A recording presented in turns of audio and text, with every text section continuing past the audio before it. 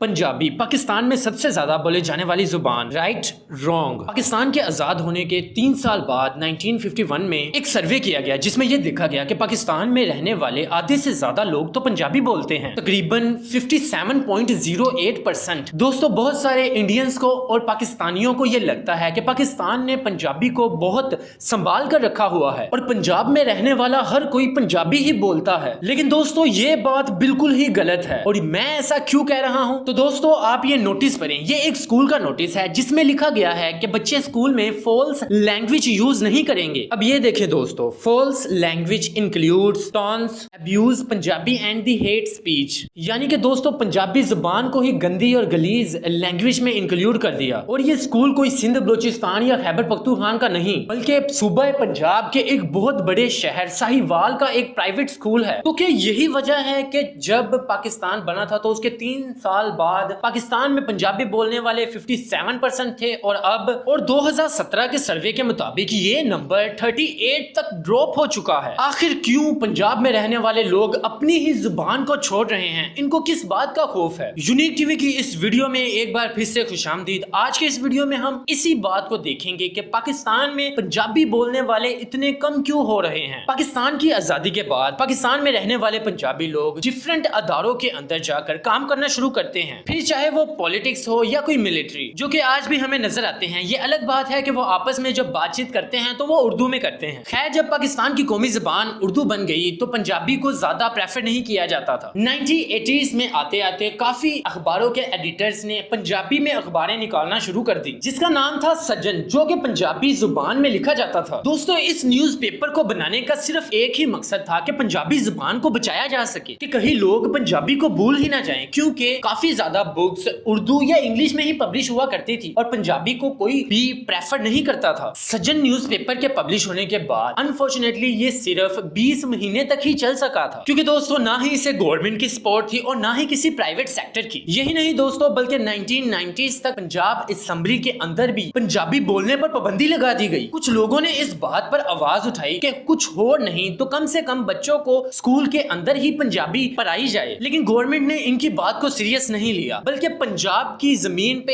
ऐसे लोग भी पैदा हुए हैं जिनको सारे लोग अच्छे से मानते हैं, जैसे कि 13th सेंचुरी के अंदर बाबा फरीद, जिन्होंने पर्शियन स्क्रिप्ट में पंजाबी को लिखा और इसी ट्रेडिशन को आगे बहुत से सूफियों ने भी प्रमोट किया, जिनमें शाह हुसैन, बाबू शाह, बुल्ले शाह और वारिस शाह जैसे। फिर 19th सेंचुरी में मियां मोहम्मद बख्श और ख्वाजा गुलाम फरीद ने पंजाबी लिटरेचर को बहुत ज्यादा प्रमोट किया। पंजाबी को सिर्फ मुसलमानों ने ही नहीं बल्कि सिख मजहब ने भी अडॉप्ट किया। जब गुरु नानक ने अर्ली 16th सेंचुरी में सिखिज्म की बुनियाद रखी तब उन्होंने बहुत ज्यादा किताबें भी लिखी, लेकिन ये वो पंजाबी नहीं थी जो कि मुसलमान यूज करते थे। दोस्तों, मेनली पंजाबी 4 किस्म में लिखी जाती है: शाहमुखी, गुरमुखी, दीवानागरी, रोमन स्क्रिप्ट आजकल कॉमन है। शाहमुखी को सबसे पुराना माना जाता है। पाकिस्तान में पंजाबी लोग शाहमुखी में ही स्क्रिप्ट लिखते हैं। कई लोगों का मानना है कि ये स्क्रिप्ट उर्दू के लिए बनाई गई थी, हालांकि ये पर्शियो अरेबिक स्क्रिप्ट है जो कि फारसी और अरेबिक से ली गई है। यही वो स्क्रिप्ट है जो 30th सेंचुरी में बाबा फरीद ने अपनी स्क्रिप्ट लिखने के लिए इस्तेमाल की। इसे ना सिर्फ काफी सूफियों ने प्रमोट किया बल्कि बहुत से सिख गुरुओं ने भी इसे प्रमोट किया। ये स्क्रिप्ट राइट टू लेफ्ट लिखी जाती है, इसलिए इंडियन पंजाबी इसे बिल्कुल भी अंडरस्टैंड नहीं कर पाते। 16th सेंचुरी के बाद सिख मजहब के आने वाले दूसरे गुरु अनगद ने सिखिज्म को और पंजाबी जुबान को प्रमोट करने के लिए एक अलग स्क्रिप्ट बनाई दोस्तों, जिसे गुरमुखी कहा जाता है। गुरमुखी का मतलब है फ्रॉम द माउथ्स ऑफ गुरु, यानी कि गुरुओं के मुंह से निकले हुए अल्फाज। गुरमुखी इंग्लिश की तरह लेफ्ट टू राइट लिखी जाती है। सिखों की मजहबी किताब गुरु ग्रंथ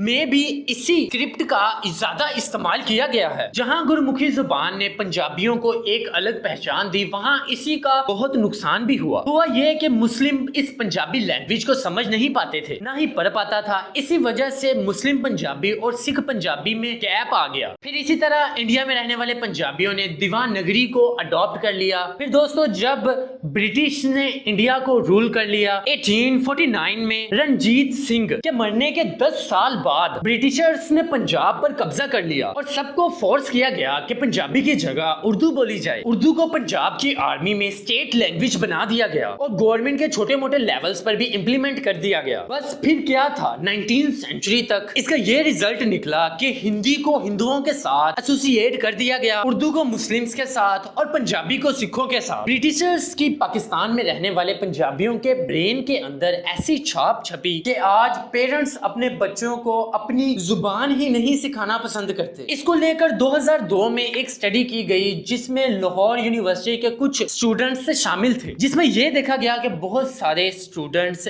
جو کہ پنجابی فیملی سے بلونگ کرتے ہیں وہ خود کو پنجابی نہیں بلکہ اردو بولنے والا کہتے ہیں۔ تو دوستو جب ان سے وجہ پوچھی گئی تو ان کا کہنا تھا کہ ہمیں پنجابی بولنے میں شرم آتی ہے اور یہ زبان صرف ہنسی مذاق کے لیے ہی اچھی ہے، نہ کہ سٹڈی اور اپنی آئیڈینٹیفیکیشن کے لیے۔ وہیں کچھ اسٹوڈنٹس کا یہ بھی کہنا تھا کہ پنجابی بولنے سے ایسا لگتا ہے کہ ہم پینڈو ہیں۔ پھر 2021 میں اسلام آباد میں ایک اور سٹڈی کی گئی۔ دوستو اس سٹڈی کا مقصد تھا کہ یہ پتہ کیا جا سکے کہ آخر پنجابی لوگ پنجابی بولنے سے کیوں ڈرتے ہیں۔ اس سٹڈی کے لیے 4 یونیورسٹیز کو چنا گیا جس میں 18 سے 22 سال کے مختلف اسٹوڈنٹس شامل تھے جو سب کے سب پنجابی فیملیز سے بلونگ کرتے تھے۔ یہاں اسٹوڈنٹس کے ڈیفرنٹ آنسرز آئے، کچھ کا کہنا تھا کہ وہ پنجابی بولتے تھے لیکن جب دوستوں نے مذاق اڑانا شروع کیا تو ہم نے پنجابی بولنا ہی چھوڑ دی۔ وہیں کچھ لوگوں نے کہا کہ ہمیں پنجابی بولتے ہوئے شرم محسوس ہوتی ہے، اور کچھ کا کہنا تھا کہ ہمیں پیرنٹس کی طرف سے شروع سے اردو ہی سکھائی گئی ہے، اور کچھ نے کہا کہ ہمیں اسکول میں ہی نہیں پڑھائی گئی۔ حالانکہ دوسرے پروونس سندھ اور KPK میں بچوں کو اسکول سے ہی ان کی زبان پڑھائی اور سکھائی جاتی ہے۔ ایون سندھ میں سندھی اور KPK میں پشتو ایک کمپلسری سبجیکٹ ہے، اور پنجاب جو آبادی کے لحاظ سے سب سے بڑا صوبہ ہے اس میں پنجابی لینگویج کا کوئی کمپلسری سبجیکٹ ہے ہی نہیں۔ دوستو جیسے سٹارٹ میں ہم نے بات کی کہ کیسے پنجابی لینگویج جو ہے وہ کم سے کم ہوتی جا رہی ہے، تو کہیں ایسا نہ ہو کہ پنجابی بولنے والے لوگ خود ہی پنجابی کو ختم کر دیں، جو کہ ہمیں پاکستان کے اندر نظر بھی آ رہا ہے۔ آج آپ یہ عہد کر کے یہاں سے اٹھیں کہ اگر آپ پنجابی ہیں تو آپ اپنی فیملی کے ساتھ اپنے دوستوں کے ساتھ پنجابی میں بات کریں گے، اور جو پیرنٹس اپنے بچوں کو پنجابی نہیں سکھانا چاہ رہے ان کو میں یہی کہوں گا کہ برٹشز کے مائنڈ سیٹ سے باہر آئیں، اپنی زبان پنجابی پر پراؤڈ فیل کریں اور اپنے بچوں کو بھی کروائیں۔ یاد رکھیں دوستو کوئی بھی زبان تب تک ختم نہیں ہوتی جب تک گھر میں اس زبان کے بولنے والے لوگ موجود ہوں، اور یہی کچھ پیرنٹس اپنے گھروں کے اندر سے پنجابی لینگویج کو ختم کر رہے ہیں اور اسے ہمیں روکنا ہوگا۔ دوستو ہم صرف کوشش کر سکتے ہیں کہ اپنی اس زبان کو بچائیں، اور امید ہے آپ سب بھی کوشش کریں گے۔ آخر تے کیویں دی لگی تانوں ساڈی اے ویڈیو کمنٹ کر کے ضرور دسو، تے ملنے ہیں تانوں ایسی ہی ایک اور انفارمیٹیو ویڈیو دے نال۔ ادوں تک خدا حافظ۔